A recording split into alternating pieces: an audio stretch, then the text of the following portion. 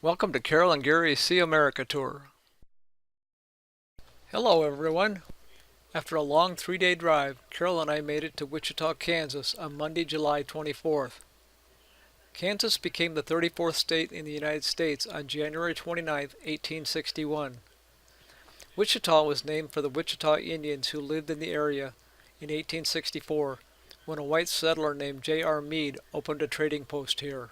This morning, Wednesday, July 25th, Carol and I decided to tour the Wichita Cowtown Museum for a glimpse of what it would have been like to live in Cowtown. The old Cowtown Museum was established in the 1950s as a way to preserve and share life on the frontier in the late 1860s and early 1870s. One of the first buildings that we saw was a saddle and harness shop.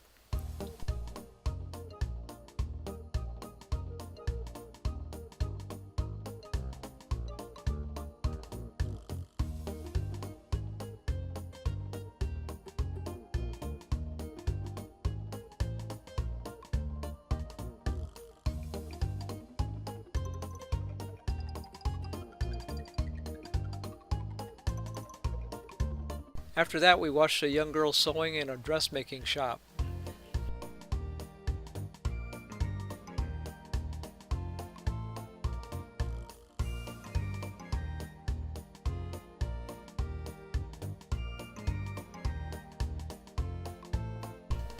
Next to the dressmaking shop, we saw a bank.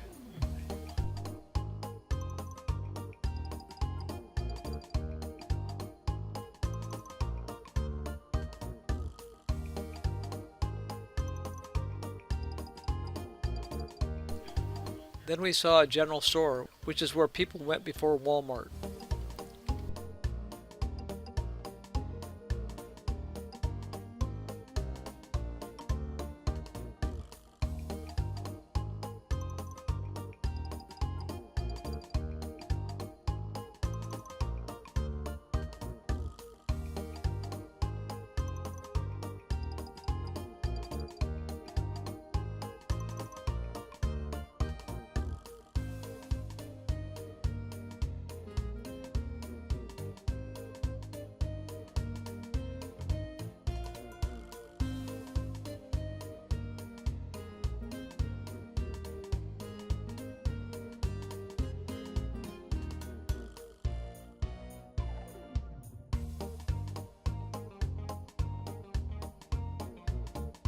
While we were in the general store, Carol tried to show me how to play checkers.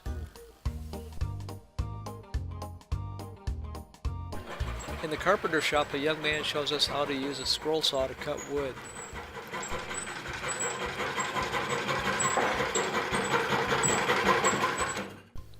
Then we saw a one-room schoolhouse.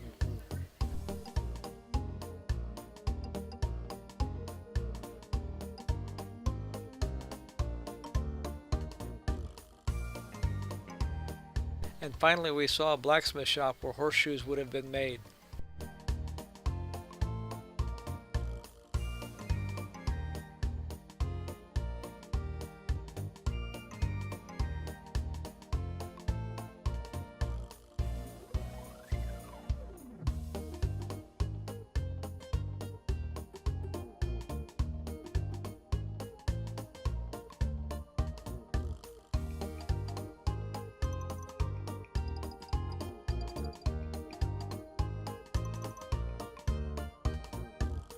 Thursday, July 26th, Carol and I went to see the Museum of World Treasures.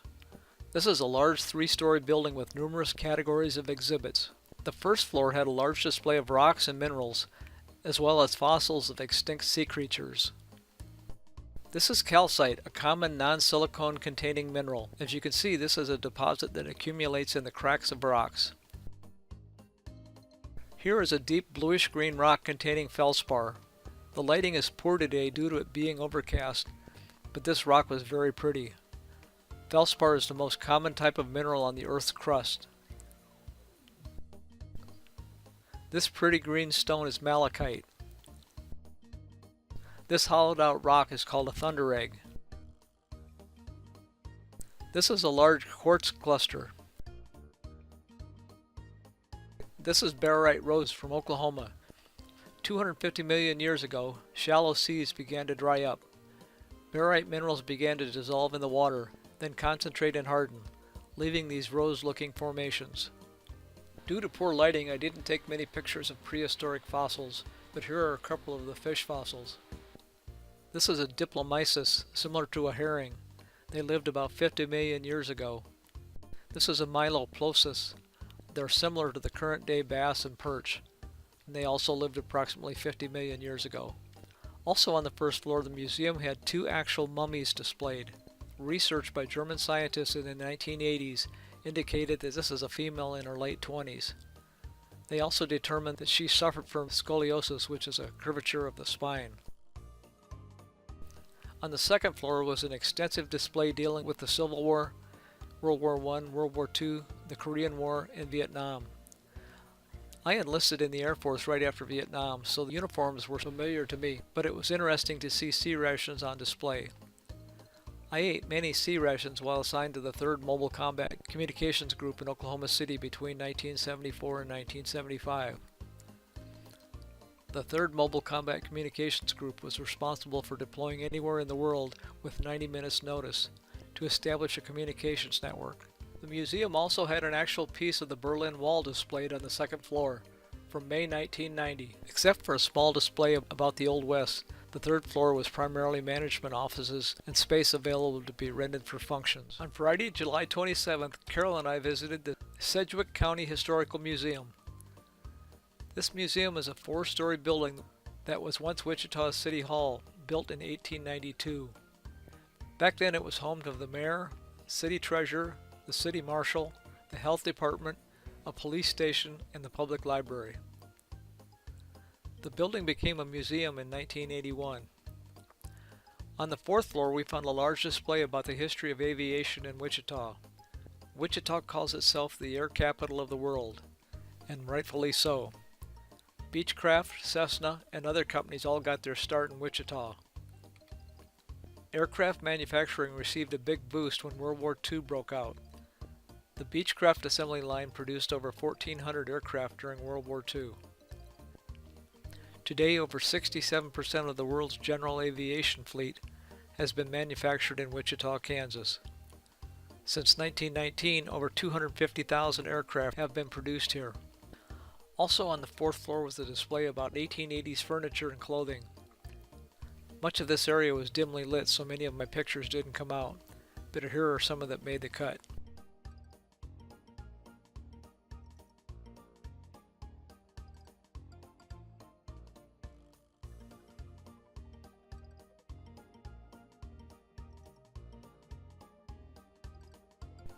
On the 3rd floor, we saw a display that talked about how 22 young black students staged the first ever sit-in at a lunch counter at a place called Dockham Drugstore in Wichita on July 19, 1958, including a schedule that included relieving each other to ensure the seat stayed occupied. The students performed the sit-in several times over 3 weeks, always being sure to disrupt as much business as possible. On August 11, 1958, Rexall Drugs, the parent company of Dockham, announced that they would serve all people without regard to race, creed, or color. On the 2nd floor was a display about grasshoppers and a story about how they ruined crops in the Midwest. Invading grasshoppers could strip a field in one day. Farmers decided that they needed a crop that would be harvested no later than July to protect themselves from the late summer insect invasion. Wheat was the answer and soon replaced corn as a staple crop. Also on the 2nd floor was the replica of an old drugstore. The drugstore had a large display about mentholatum ointment. Mentholatum was developed in 1889 by Wichita resident Albert Hyde. It was made out of menthol and petrolatum and had a soothing anti-inflammatory effect. Mentholatum is still available today. On Saturday, July 28th, Carol and I drove to the Kansas Aviation Museum. Yes, it is Saturday, but remember we traveled on Monday and Tuesday this past week, so we lost 2 days. Our schedule will be off temporarily. As we saw yesterday, Wichita has contributed a great deal to aviation history, so as expected, the Kansas Aviation Museum focuses a lot on this contribution. Dedicated in 1935, the museum building was used by the Wichita Municipal Airport until the Department of Justice purchased the entire airport in 1951 and renamed it McConnell Air Force Base. After McConnell Air Force Base outgrew the terminal building, the Air Force built a larger building on the other side of the runway. Then, after sitting vacant for several years, volunteers began to clean up efforts. The Kansas Aviation Museum opened in 1991. The museum has 14 aircraft on display outside. Some were built for military and others for civilian use, but all were assembled in Wichita. Here's a picture of some of the planes. Most had information taped on the outside that included model, manufacturer, weight, length, and so forth. This is a Cessna Citation 1, built in September 1969. It was the first jet-powered business aircraft and could carry up to 8 passengers. This is a Boeing 717, also known as a military KC-135. It is used for in-flight refueling of military planes. When another plane is being refueled, a boom operator sits in a small pod located in the rear of the KC-135. Fuel can be transferred to another plane at a rate of 1,000 gallons per minute. Here is a picture of the control tower from outside of the museum. We were able to climb the stairs to the tower, but the equipment has all been removed. This is an early biplane, but I did not see the company that built it. On another biplane, the canvas covering has been removed from the sides and wings to show the rib design of these early planes.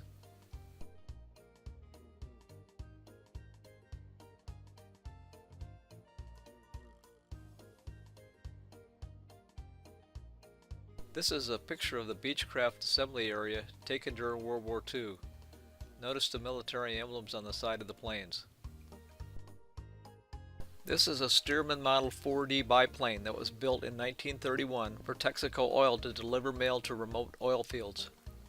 Its records show that it was later used for crop dusting and spraying for mosquitoes. After being totaled in an accident in 1965, it was found in a scrapyard in Tucson, Arizona in 1973. After buying the plane to keep it from being scrapped, the director of the museum drove to Arizona to buy it and bring it back. 10 volunteers worked for 2 years to restore it. On Sunday, July 25th, Carol and I visited the Great Plains Transportation Museum. As we found out on Wednesday at the Cowtown Museum, the railroads brought rapid growth to small towns in the Midwest like Wichita.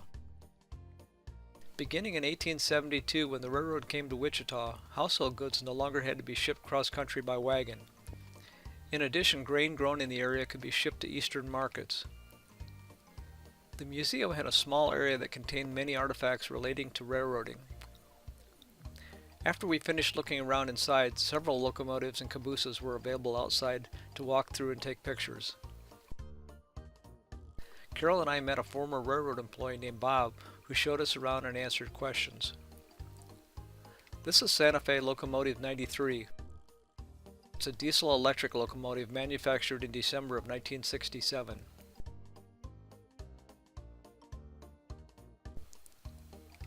This is the Atchison, Topeka, and Santa Fe Locomotive 3768. It's a steam engine manufactured in May 1938. We were able to climb aboard the cab and look around.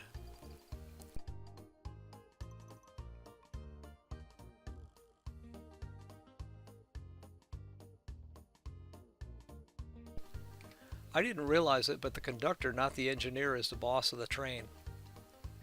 The conductor would sit at a desk in the caboose and do paperwork, or help watch for problems along the tracks. One of the biggest problems plaguing the train was that any one of the axles of the train would get very, very hot if it ran out of grease. This could cause a grass fire along the tracks, or worse, a derailment. Later, heat-sensing equipment mounted along the tracks would alert the engineer if one of the axles got too hot. Another problem that the conductor had to deal with was the back of the train disconnecting from the rest of the train. But again, technology proved the answer with a removable box mounted to the back of the last car in the train. This box would signal a similar box in the cab of the engine if it detected a disconnect. I noticed a sign saying to use the handrail when moving around in the caboose. Bob pointed out that the handrail they were talking about was mounted to the ceiling of the caboose. Really? There was no way I could stand flat-footed on the floor while firmly holding the handrail above.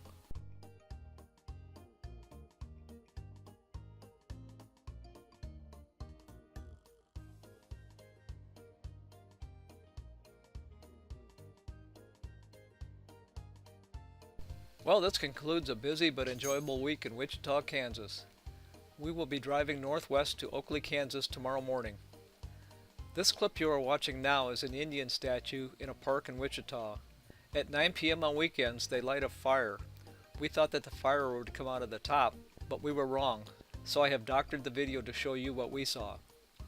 If you're watching this video but have not yet subscribed, please do so to be notified of future videos. And feel free to share with your friends. Thanks for watching.